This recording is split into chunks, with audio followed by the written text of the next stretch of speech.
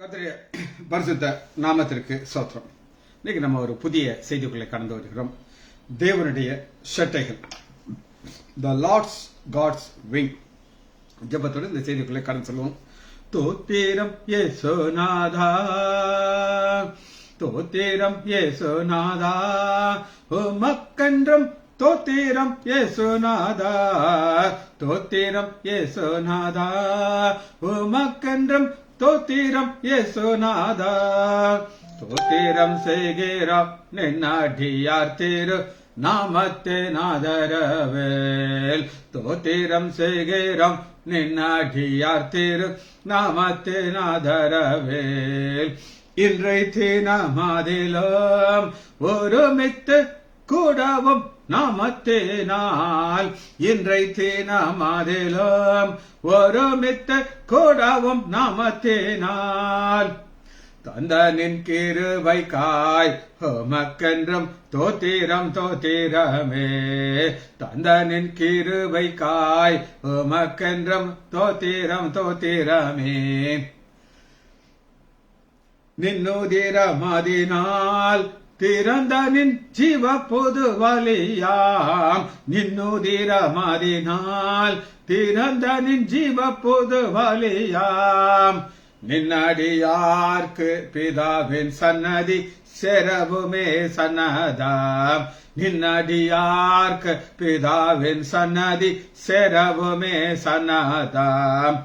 இத்தனை மகத்துவமல்ல பதவியே புலுக்கலாம் எங்களுக்கு, இத்தனை மகத்துவமல்ல பதவியே புலுக்கலாம் எங்களுக்கு.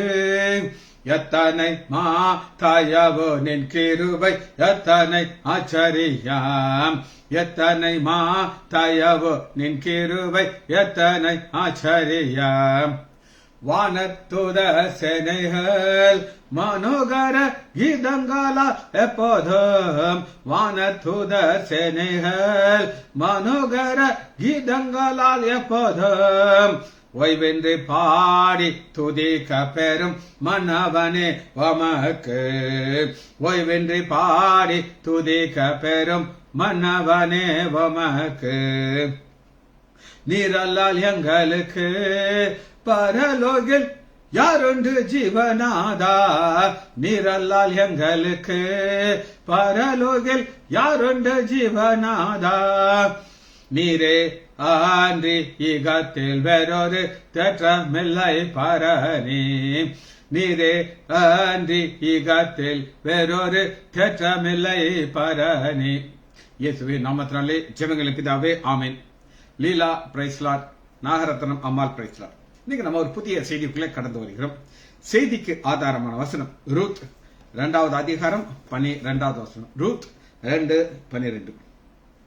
உன் செய்கைக்கு பலனை கர்த்தர் உனக்கு கட்டளையிடுவாராக. இஸ்ரவேலின் தேவனாகிய கர்த்தருடைய செட்டியின் கீழ் அடைக்கலமாக வந்த உனக்கு அவராலே நிறைவான பலன் கிடைப்பதாக என்றார். போவாஸ் ஒரு ஸ்டேட்மெண்ட் கொடுக்கிறார். யாரை பார்த்து சொல்லுகிறார் அப்படின்னு கேட்டீங்கன்னா, ஒண்ணுமே இல்லைங்க, எம்டி ஹேண்ட், வெறும் கையில வர்ற விதவை நிலைமையில வர்ற அவளுக்கு ஒரு பொசிஷனை பர்டிகுலர் சொல்லுகிறார் பாஸ். இஸ்ரவேலின் தேவனுடைய செட்டியின் கீழ் வந்த உனக்கு. நீங்க அவங்க சொல்றேன், யார் யாரெல்லாம் நம்முடைய ஆண்டவராக இயேசு கிறிஸ்துடைய செட்டையின் கீழ் வந்துட்டோமோ அவருக்கு நிறைவான பலனை அவர் கொடுப்பதுல சந்தேகம் இல்லை. இது ஒரு ஆலோசனை கட்டளை. இன்னைக்கு நம்முடைய சீஃப் மினிஸ்டர் அல்லது பிரைம் மினிஸ்டர் ஒரு கட்டளை போட்டார்னா அது ஃபைனல், அது அவரால் தான் மாற்ற முடியும், வேற யாராலும் மாற்ற முடியாது. இதுதான் இன்னைக்கு நம்ம பார்க்கக்கூடிய அது என்ன பலன்னா நிறைவான பலன்.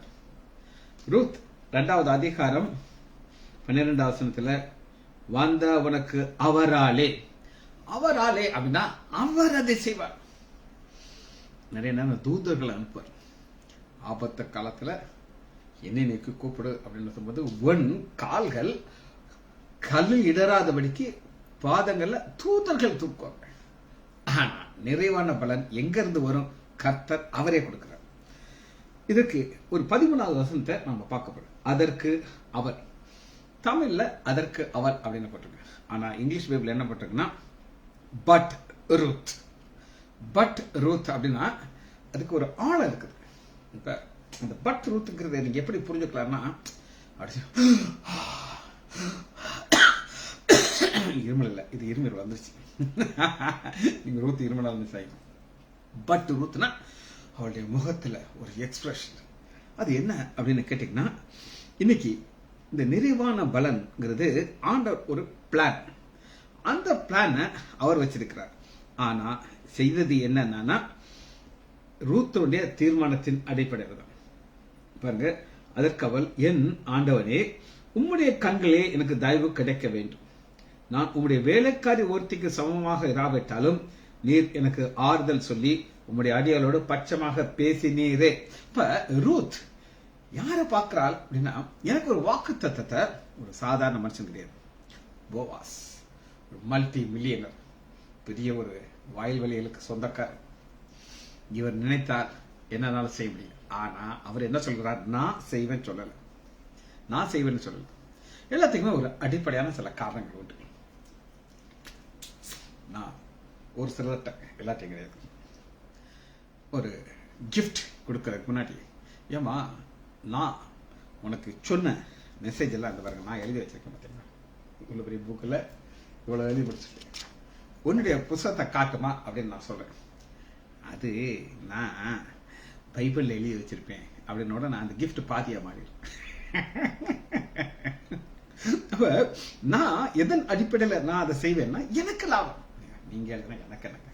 ஆனா அப்படி கிடையாது. நான் என்ன நினைப்பேன்னா, நீங்க அதை வார்த்தையில கேட்கணும், வார்த்தையில புரிஞ்சுக்கணும், நீங்க மற்றவர்களுக்கு இதை டீச் பண்ணணும். இது என்னுடைய நோக்கம். சரி, நான் இதை எப்படி பார்ப்பேன்றதை நான் உங்களுக்கு சொல்லியிருக்கேன். அதுக்காண்டி நீங்க எழுதிட்டு இருந்தானா நான் கொடுப்பேன் நினைக்கிறேன். அந்த டெக்னிக்கை மாத்திருக்கேன். புரியுதா? இப்ப அடிப்படைங்கிறத நம்ம பார்க்க போறோம். இது என்ன அப்படின்னு கேட்டீங்கன்னா, ரூத்துடைய தீர்மானம். நீ செய்கிற தீர்மானத்தின்படி நான் உன்னை ஆசிரியப்பேன், இவ்வளவுதாங்க. அப்ப போவாசால என்ன பார்க்கிறார் அப்படின்னு நீங்க கேட்டீங்கன்னா, வாசிப்போமா, 1வது அதிகாரம் 17வது வசனம். அப்ப ரூத், நெகோமி, ஓர்பா, 3 பேர். நெகோமி மாமியார் போகும்போது ஒரு ஆசீர்வாதமான இடத்தை விட்டு, பெத்லெஹேம்ங்கிற ஆசீர்வாதமான வீடு, அப்பத்தின் வீடுங்கிற ஆசீர்வாதம் விட்டுட்டு போகிற இடம் எது அப்படிங்கிற மோவாப் தேசம், சாபம் நிறைந்த இடத்துக்கு போயிட்டான். அதுங்க, நம்ம ஒரு பிரச்சனைன்னு வந்துச்சுன்னா அது நம்ம ஃபேஸ் பண்ண தெரியும். எனக்கு வருமா? நிறைய வரும். ஆனா எனக்கு ஒரு வசனம் நல்லா தெரியும், எல்லாம் தெரியும். நான் விசுவாசிக்கிறேன் இன்னார் என்று நான் அறிவேன். அந்த அறிவு இருந்துச்சுன்னா இப்படி போக முடியாது. பிரச்சனை வந்துச்சோ இல்லையா, எனக்கு கஷ்டம் இருக்கோ இல்லையா, என் பிரச்சனை போனாலும் என்னைய ஆண்டவர் எனக்கு ஆசீர்வதிச்சாலும் ஆசீர்வதிக்கட்டாலும் நான் செட்டையின் கீழ் இருப்பேன்ங்கிற தீர்மானம். இங்க மோவாப் தேசத்திற்கு போன நெகோமி வெறும் கையில வர்றான். 3 ஆண்களோடு போறான். கணவன், 2 ஆண் பிள்ளைகள். 3 ஆண் பிள்ளைகளும் மறிக்கிறாங்க. இப்ப திரும்ப வருகிறார், 2 பெண் பிள்ளைகளோடு வருகிறார். விதவைகள் வந்துட்டு என்ன சொல்கிறாள் அப்படின்னு கேட்டீங்கன்னா, 14 வருஷம் ரூத் 1:14, நீங்க எடுக்கிற தீர்மானம். அப்பொழுது அவர்கள் சத்தமிட்டு அதிகமாக அழுதார்கள். ஓர்பால் தன் மாமியை முத்தம் போட்டால், முத்தம் போடும்போது இப்படி கொஞ்சம் ஒரு அன்பு பார்க்க, ஓர்பாலுக்கு என்ன அன்பு, மாமிக்கு முத்தம், ஆனா முத்தம் போட்டு டாட்டா போட்டு போயிடும். ஆனா ரூத்தோ, அந்த ரூத்தோ, பட் ரூத் அங்க பார்த்தோம். இப்ப ரூத்தோ அப்படின்னா ரூத் வேற, ஓர்பால் வேற. இப்ப போவாசால இந்த ஓர்பால ஆசீர்வதிக்க முடியாது. இப்ப இந்த ஓர்பால் திரும்ப மோவாபிய தேசத்துக்கு போனா என்னாச்சு? எங்கேயுமே பைபிள் இருக்கு. நீங்க சரித்திர புத்தகத்தை அதெல்லாம் இருக்கட்டும், ஒரு பக்கம் நீங்க கொண்டு வர மாட்டீங்கன்னு எனக்கு தெரியும். ஆனாலும் நீங்க என்ன தேடி பார்த்தாலும் ஓர்பாலை பத்தி பைபிள்ல கிடையாது. அப்ப செட்டையின் கீழ் இல்லைன்னா உங்க பேர் ஓவர், காலி. ஆனா இந்த செட்டையின் கீழ் வந்த என்ன சொல்கிறார் அப்படின்னு கேட்டீங்கன்னா, 15வது வசனம் பாருங்க. இது ஒரு ஆலோசனை. அதாவது வேணுமா போ, மாமிக்காக நீ இருக்காத. பாருங்க, மாமி என்ன அழகா சொல்றானா. அப்பொழுது அவள் நெகோமி, இதோ உன் சகோதரி, சகோதரி கோ சிஸ்டர், தன் ஜனத்திற்கு தன் தேவர்களுக்கு திரும்பி போய்விட்டாலே நீயும் உன் சகோதரின் பின்னே திரும்ப. உன் தேவர்கள், அந்த தேவர்களுடைய ஷெட்டைன்களை ஆசீர்வாதம் கிடையாது. ஆனா ரூத்துக்கு ஒரு முடிவு எடுக்கிறார், 100% முடிவு, அது மாறவே மாறாது. வாசிப்போமா? அதுக்கு ரூத், நான் உம்மை பின்பற்றாமல் உம்மை விட்டு திரும்ப போறது குறித்து என்னோடு பேச வேண்டாம். அதாவது என்னன்னா, இனி இதை பத்தி பேசணும். இப்ப கணவன் மனைவிக்குள்ள சண்டை வரும். கணவன் ஒரு தப்பு பண்ணிருப்பாரு, இல்ல நான் சொல்ல மாட்டேன். ஆனா மனைவி அதை குத்தி குத்தி குத்தி குத்தி காட்டிட்டு இருக்கும்போது ஒரு ஸ்டேஜ்ல இதை பத்தி பேசாத, அது பாஸ்ட் அப்படிங்கும்போது அந்த சகோதரி உடன் தொங்கிக்கிட்டு இருக்கக்கூடாது. அது மாதிரி ரூத் சொல்றா, இதை பத்தி பேசக்கூடாது. என்ன அழகான தீர்மானம் பாருங்க. அதாவது நமக்கு எப்பயும் ஒரு ஆசிலேஷன் இருக்கும். இன்னைக்கு வியாழக்கிழமை நான் ஒரு சிலரை தேடுவேன். யாரை தேடுவேன் அப்படின்னு கேட்டீங்கன்னா, யார் வீட்டுல சும்மா இருக்காங்களோ அவங்க. ஆரோக்கியராஜ் இருக்காரு, வெளியூர்ல வேலை பார்த்துட்டு இருப்பாரு. இன்னைக்கு ஒரு நாள் சொல்றாரு, சார் நான் வண்டியில வந்துகிட்டு இருக்கேன் சார் அப்படின்னு சொல்லி. ஆரோக்கியராஜ் இருக்குன்னா நான் சொல்லிடுறேன், நாளைக்கு ஒரு முக்கியமான வேலைக்காக நான் ஊருக்கு கொண்டிருக்கேன். தம்பி, காலையில நீங்க யாரும் தேடக்கூடாது ஐயா, சரியா? நாளைக்கு நான் வெளியூர் போறேன். முடிந்தால் சாயங்காலம் அந்த செய்தியை கொடுக்குறேன். என்னுடைய பொசிஷனை பொறுத்து இருக்குது. டைம் இருந்தால் உங்களுக்கு 7 o'clock, இங்கே காலையில் 7க்கு பதில் ஈவினிங் 7 o'clock உங்களுக்கு நான் செய்தி சொல்றேன். நல்லா கேட்டுக்கோங்க. தீர்மானம், நான் ஒரு தீர்மானம் எடுத்திருக்கிறேன். அந்த தீர்மானத்தில் இப்படி போய்கிட்டு தான் இருப்பேன். ஒரு சிலர் சொல்லுவாங்க, உங்க செய்தி நல்லா இல்லையா, வேற செய்தி கேள்வியா, என்னைய விட்டுரு. ஆனா அந்த தீர்மானம் 100%. ரூத் 1வது அதிகாரம். அடுத்து பாருங்க, ஃபர்ஸ்ட் இனி பேசக்கூடாதுட்டாங்க. இது நம்பர் 1 தீர்மானம். அடுத்து பாருங்க, நீர் தங்கும் இடத்திலே நானும் தங்குவேன், உம்முடைய ஜனம் என்னுடைய ஜனம், உம்முடைய தேவன் என்னுடைய தேவன். இந்த 100% தீர்மானம் தான் தேவன் என்ன கொடுக்கிறார். திருமண வசனம் தான் கீ வசனம். ரூத் 2வது அதிகாரம் 12வது வசனம், உன் செய்கைக்கு தக்கவள். இந்த செய்கைங்கிறது தீர்மானம். இந்த தீர்மானத்தில் எப்படி இருக்கணும்? 100% இருக்கும். இஸ்ரவேலின் தேவனாகிய கர்த்தருடைய ஷெட்டையின் கீழ் அடைக்கலமாக வந்த உனக்கு அவராலே. இந்த ரிவார்டு கொடுக்க போறது அவர். ஆனா அவர் எதன் அடிப்படையில் கொடுப்பார் அப்படின்னு கேட்டீங்கன்னா, நீங்கள் எடுக்கிற தீர்மானம். அந்த தீர்மானத்துல முன்னாடியும் கிடையாது, பின்னாடி போடுங்க. ஓர்பால் என்ன செய்தாங்க அப்படின்னு கேட்டீங்கன்னா, மாமே குட் பை. குட் பைங்கிறதுக்கு நான் ஒரு கதை சொல்றேன். திரும்ப அந்த கதையை சொல்றேன். ஒரு ஊழியக்கார், நல்லா அவருக்கு வயசாயிடுச்சு. அவருக்கு முதல்ல ஒரு பொண்ணு, 2வது ஒரு பையன், 3வது பையன் சேட்டா பையன், கலைக்குட்டி, ரொம்ப செல்லம் கொடுத்து கெட்டு கெட்டு கெட்டு குட்டி சொல்லப்பட்டான். இந்த மூத்த பொண்ணு ரொம்ப அருமையான பொண்ணு, அப்பா பேச்சுக்கு கீழ்ப்பிடிக்கும். அந்த பொண்ணுக்கு ஒரு ஊழியக்காரருக்கு திருமணம் கட்டி கொடுத்தாங்க. 2வது பையன் அப்பாவுடைய ஊழியத்தை டேக் ஓவர் பண்ணிட்டாங்க. இப்ப அவருடைய மரண தருவாயில இருக்கு. அவர் மனைவி இருக்காங்க. மனைவி கையை பிடிச்சுக்கிட்டார். பிடிச்சு சொல்றாரு, ஏமா நான் ஊழியத்தில் ஆரம்பிக்க போது இவ்வளவு பாடுகள், கஷ்டங்கள், வேதனைகள், நீ எனக்கு தோல் கொடுத்தம்மா. நீ தோல் கொடுத்துருக்காட்டா நான் என்னைக்கோ ஓடி போயிருக்கேன். அதனால ஐ see you in the பரலோகம் அப்படின்னு சொன்னேன். அந்த அம்மா எழுந்திரிச்சு மூத்த பொண்ணு உட்காரச்சு. மூத்த பொண்ணுடைய கையை பிடிச்சிக்கிட்டார். அப்பாவுக்கு பிடிச்ச பொண்ணு நீமா, உன்னுடைய தாய் ஸ்தானத்துல எங்க அம்மா இல்லாத நேரம்லாம் நீ எனக்கு அப்படி ஒரு ஆறுதல் சொல்லியிருக்க. நான் இருதை ஒட்டிஞ்சு போன நேரத்துல எனக்கு பலப்படுத்திருக்கேன். கணவனோட சந்தோஷம் ஊழியம் செய்யற. I will see you in the பரலோகம் அப்படின்னு சொல்லி சொன்னார். 3வது அந்த மூத்த பையன் வந்தார். அவருக்கு இதே மாதிரி சொன்னார். கடைசி பையனை பார்த்தார். Good bye. ஓர்பால் எப்படி குட் பை சொல்லிச்சோ, அப்பா சொல்றார் குட் பை. 2வது பையன், எப்பா அம்மாக்கு சியூ சொன்னீங்கப்பா, குட் பை சொல்லல. அண்ணனுக்கும் see you in பரலோகம் நீங்க, அக்காவுக்கும் ஐ வில் see you. எனக்கு மட்டும் ஏன்ப்பா குட் பை சொன்னீங்க? அடே, எனக்கு நான் எப்படிலாம் ஒரு பையன் இருக்கக்கூடாது அப்படிலாம் வாழ்ந்தையா. நான் சொல்லாத அட்வைஸ் கிடையாது. நீ ஒரு வார்த்தை அப்பா பேச்ச கேட்கல, 100% நீ நரகத்துல போய் கிடப்ப. அங்க வேதனைப்படுது. மூஞ்சி நாத்து பார்க்கவே மாட்டேன் அப்படின்னு அவங்க அப்பா கடினமா சொன்னாங்க. அப்போ முழங்கால் போடுறான். ஆண்டவர்கிட்ட சொல்றான், ஆண்டவரே என்னையை நீங்க ஏற்றுக்கொள்ளணும் ஆண்டவரே. இன்னையும் உங்க அப்பா சீவு சொல்லணும், எனக்கு குட் பை சொல்லக்கூடாது எங்க அப்பா அப்படின்னு சொல்லி கதறி கதறி அழுகிறான். அப்பா கையை பிடிச்சிட்டார். தம்பி இதே மாதிரி இரு, நான் உன்னை பரலோகத்தில் பார்ப்பேன்.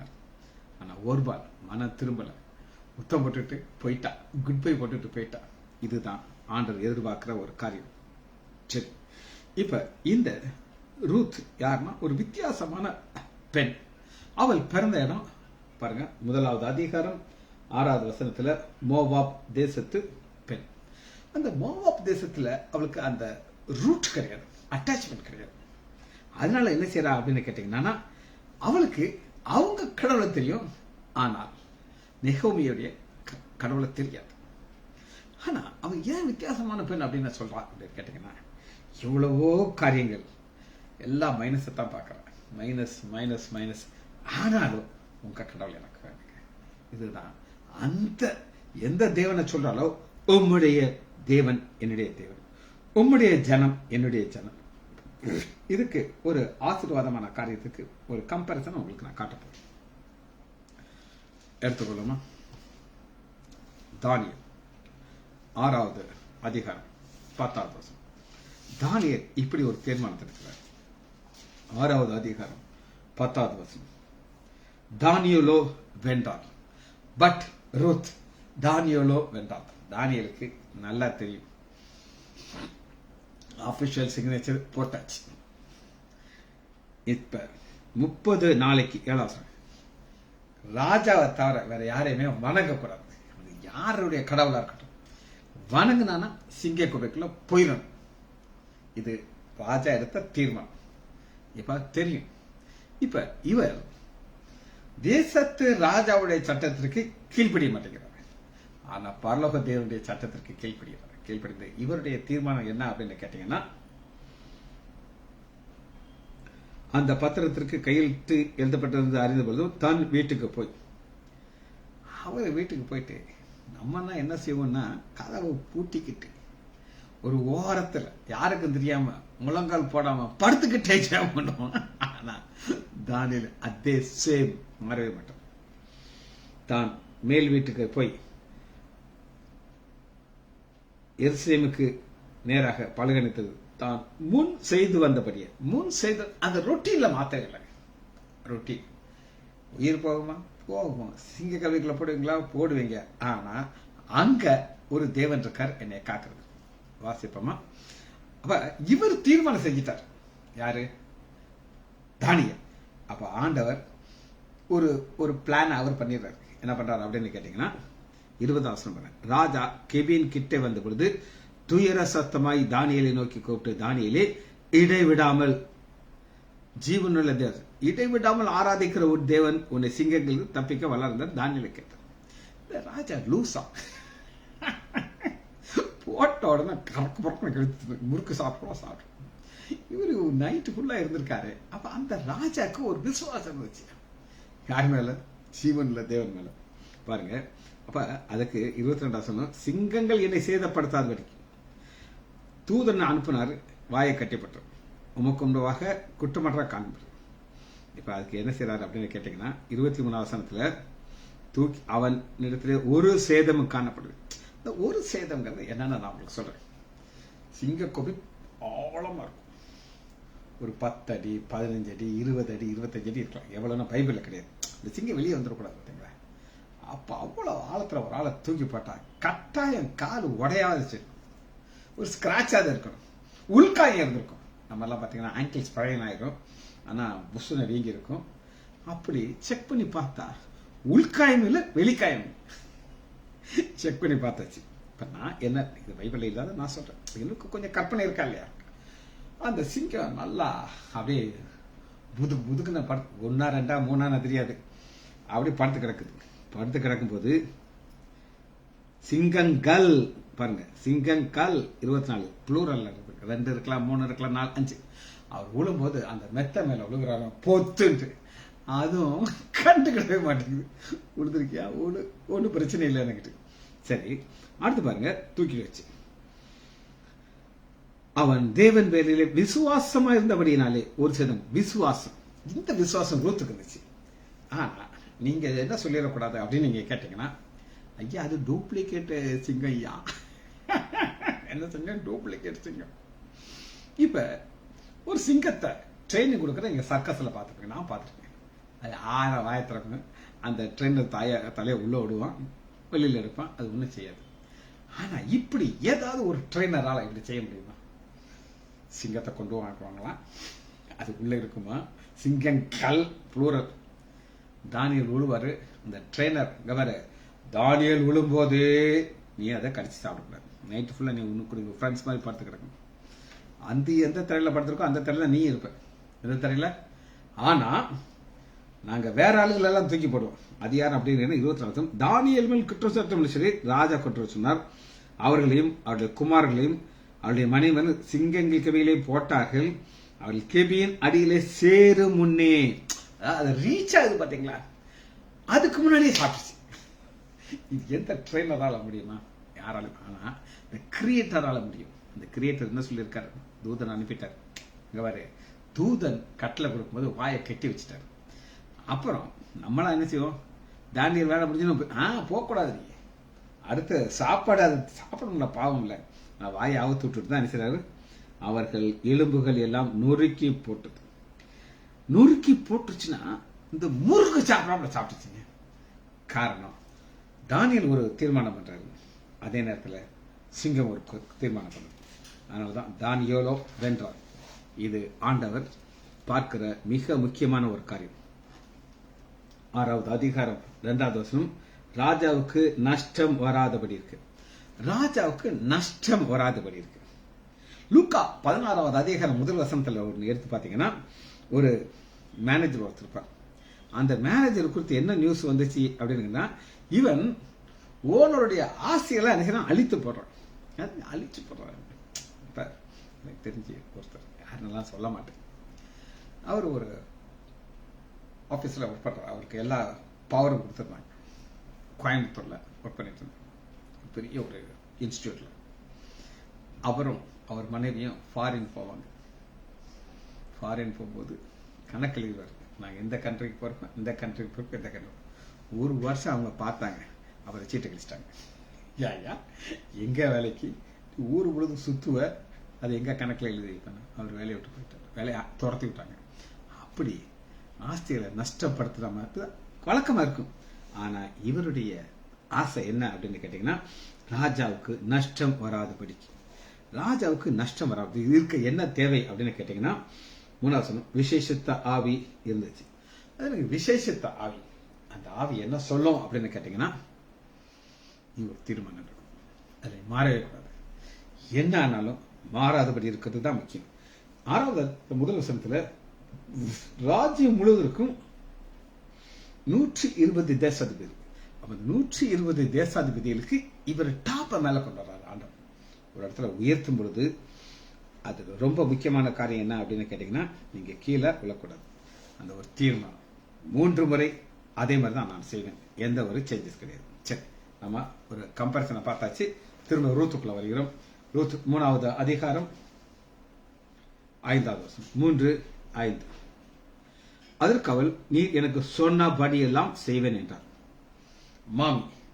மாமிட்ட ரூத் சொல்றாங்க, நீர் சொன்னபடி, அதாவது என் மாம்சம் சொல்றபடி கிடையாது. இன்னைக்கு நமக்கு பிரேயர் இருக்குதுன்னு தெரியும், கையில புஸ்தகம் எத்தனை பேர்ட்ட இருக்குது, எழுதுவீங்களா எழுத மாட்டாங்களா எனக்கு தெரியாது, எனக்குங்கிறது பார்த்தா தெரியாது, தெரிய அவசியம் எனக்கு கிடையாது. ஆனா சொன்ன படியெல்லாம் நீங்க செய்ய, என்னை ஆண்டவர் ஆசீர்வதிச்சிருக்காரு. நாளைக்கு ஒரு நாள் எனக்கு ஒரு வேலை இருக்கு, முக்கியமானதுக்கு நான் போகணும், நான் என் மனைவி போறோம். ஆனா சும்மா போக மாட்டேன், கையில எல்லாத்தையும் தூக்கிட்டு போயிடும். ஒரு நாளும் எல்லாமே அங்க இருக்கும். ஆண்டோடைய வார்த்தையை ப்ரிப்பேர் பண்ணுவேன், உங்களுக்கு அந்த ஆகாரத்தை கொடுத்துக்கிட்டே இருப்பேன். காரணம் என்ன அப்படின்னு கேட்டீங்கன்னா, முன் செய்து வந்த படி, அதுல எந்த ஒரு சேஞ்சஸும் இருக்கக்கூடாது. சரி, அடுத்து பாருங்க 6வது, ஒன்னு ஸ்டேட்மெண்ட், இன்னொன்னு செய்றாங்க. அவள் களத்துக்கு போய் தன் மாமி தனக்கு கற்பித்தபடி எல்லாம் செய்தாள். செய்வேன்னு சொல்லிட்டு செய்யாமல் இருப்பான். நீங்க நான் சொல்றதை செய்வீங்களா தெரியாது. ஆனால் செட்டையின் கீழே அவர் உங்களுக்கு ஆசீர்வாதம் கொடுக்கணும்னா நீங்க செய்யணும். களத்துக்கு போயிடாதீங்க. களத்துக்கு மாமி சொன்னனால போறாரு. இந்த மாமி ஒரு பெரிய பணக்கார மாமியா இருந்தால்தான் உறுதியா செய்வார். ஏன்னா மாமியாருடைய சொத்து ஃபுல்லா மருமகளுக்கு எப்போ வரும் அப்படின்னு நீங்கள் கேட்டிங்கன்னா மாமிக்கு ஜால்ரா போகிறோம். மாமி என்ன சொன்னாலும் கேட்டுகிட்டே இருக்கும். என்ன சொல்லுங்க, இங்கே பாரு எனக்கு தம்புடி காசு கொடுக்க மாட்டேன். அந்த மாமி எம்டி மாமி. இந்த மாமிகிட்ட ஒரு ஸ்பெஷல் ஒன்று இருக்குது. அது என்ன தெரியுமா உங்களுக்கு? கசப். மாறால் அப்படின்னு என்னை கூப்பிடுங்கன்னு அந்த அம்மா சொல்லுது. இந்த மாறாள்கிட்ட போய் எவனாவது கேட்டா என் வாழ்க்கையும் கசப்பம் வருதுன்னா மாமி சொல்லும். ஆனா அவளோட தீர்மானம், மாமி நீங்க சொன்னதை நான் செய்வேன் சொல்லிட்டு செய்யறேன். ஆக்ஷன் கற்பித்தபடியே செய்யறார். அப்படி வந்த போது இந்த மாமி இவளுக்கு வந்த ஒரு பெரிய ஒரு ஆசீர்வாதம். முதல் அதிகாரம் 16 உம்முடைய தேவன் என்னுடைய தேவன். அந்த உம்முடைய தேவன் என்னுடைய தேவன்னா அந்த தேவன் எனக்கு ஆசீர்வாதம் கொடுக்க முடியும். ஆனா நான் என்னுடைய தீர்மானத்துல ரொம்ப கேர்ஃபுல்லா இருக்கும். சரி, அடுத்து பாருங்க 18 உங்களுக்கு நான் வாசிக்கிறேன்.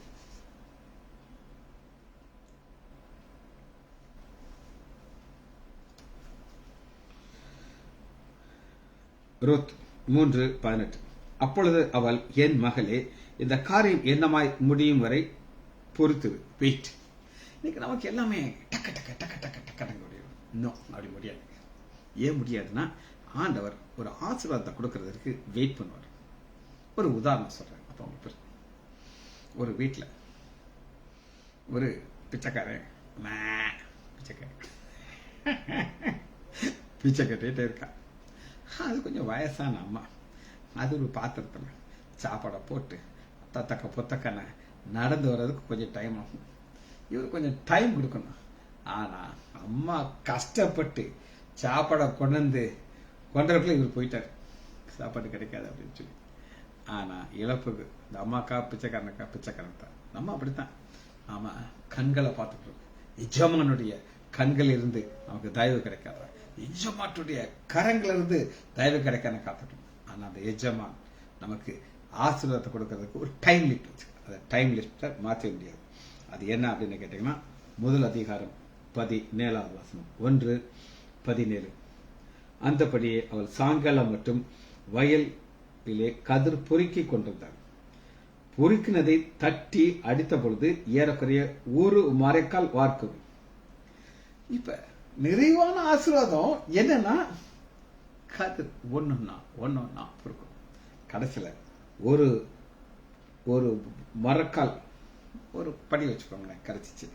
ஆனா இது யாருக்கு பொதுவா காணுந்துச்சு அப்படின்னு கேட்டேன். அவள் அதை எடுத்துக்கொண்டு ஊருக்கு வந்தாள். அவள் பொறுக்கினதை அவள் மாமி பார்த்தாள். தான் சாப்பிட்டு திருப்தியாகி மீதியதும் நான் சாப்பிட்டேன், மாமிக்கு விடுவேன் மீதி இருக்கு. காரணம் இது நிறைவான படம். சில இடத்துல பார்த்தீங்கன்னா சாப்பாட்டுக்கு கஷ்டம் இருக்கும், இல்லைன்னு நான் சொல்ல மாட்டேன்.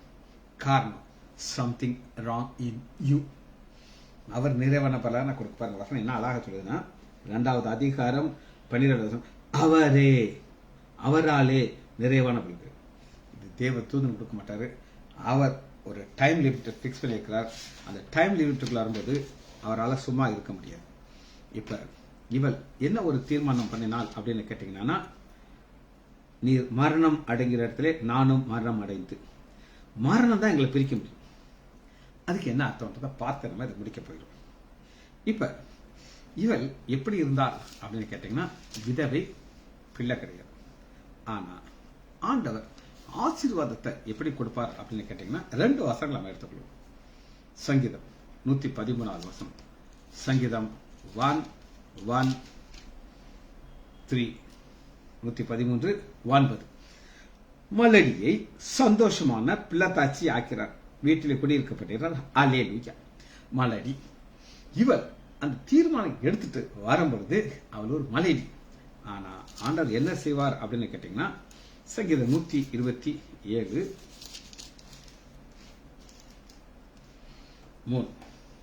கப்பர் படிப்பாங்க. இதோ பிள்ளைகள் கர்த்தரால் வரும் சுதந்திரம், கற்பத்தின் கனி அவரால் கிடைக்கிற பலன். எனக்கு ஒரு மகள் கிடைச்சிருக்கா. நான் அவளுடைய பிறந்த நாளப்ப நான் ஜெபம் பண்ணுவேன், ஆண்டவரே எனக்கு டீனாவை பிள்ளையா கொடுக்கறதுக்கு பெற்றுக்கொள்ள எனக்கு தகுதி கிடையாது ஆண்டவரே, அப்படி ஒரு நல்ல பிள்ளைய கொடுத்துருக்க. அப்ப எனக்கு ஆண்டவர் ஒரு கிஃப்ட் கொடுக்குறாரு.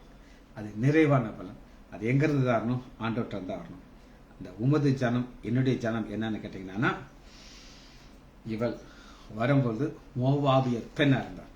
ஆனா இவளை எப்படி பார்க்கறாங்க, ஜனமாக பார்க்கறாங்க அப்படின்னு கேட்டீங்கன்னா, 4வது அதிகாரம் 13 வசனம், போவாஸ் ரூத்தை விவாகம் பண்ணினான், அவள் அவனிடத்துல மனைவி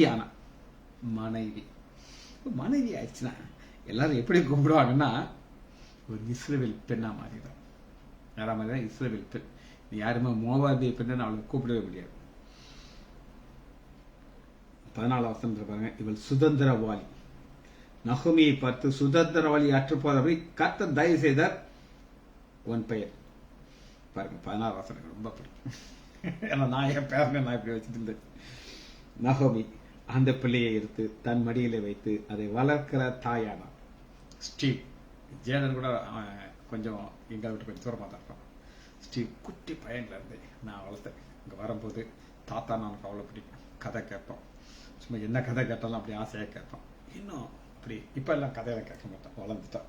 அப்போ நகோமி மாறால் அந்த கசப்பை மாற்றி செட்டின் கீழ் வந்த ரூத்துக்கு நிறைவான பலனை தந்த தேவன் உங்களுக்கும் தருவார். ஜெபிச்சு முடிப்போமா? மகா இரக்கமும் கருவேமில்ல பிதாபே, உம்மை துதிக்கிறோம் ஐயா. நடுவிலிருந்து எத்தனை சௌகரியம் ஐயா, எத்தனை நன்மைகள் ஐயா, எத்தனை கிருபைகள் ஐயா. பிள்ளைகள் ஒவ்வொருவரையும் என் ஆண்டவராகிய இயேசு கிறிஸ்துவினுடைய நிறைவான பலன் ஒவ்வொருவருக்கும் வரட்டும் அப்பா. இயேசுவின் நாமத்தினாலே ஜெபங்கள் பிதாவே. ஆமேன், ஆமேன், ஆமேன்.